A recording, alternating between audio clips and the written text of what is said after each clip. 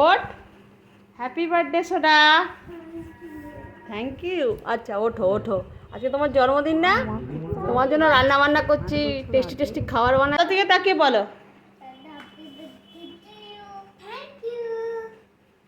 দাদাকে একটা হাম্পু দিয়ে দাও। বাবালে ওয়া ওয়া করতে করতে 8 বছর আগে আজকের দিনে সিহান প্রথম পৃথিবীর আলো দেখে।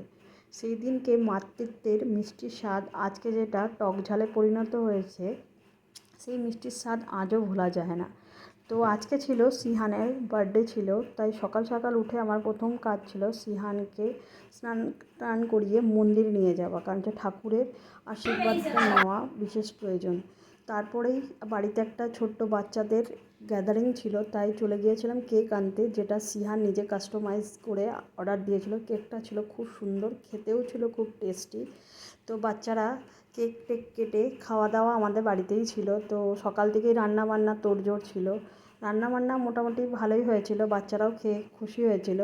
তো বাচ্চাদের মেন উদ্দেশ্য থাকে যে গিফট কী আছে না আছে, তাদের 10 টাকার হোক আর 20 টাকা হোক, তো বাচ্চারা গিফটটার জন্যই খুব খুশি হয়। উল্টো দিকে যারা আসে তাদের কাছে রিটার্ন গিফটটা খুব ইম্পর্টেন্ট। তো বার্থডেটা মোটামুটি ভালোই কেটে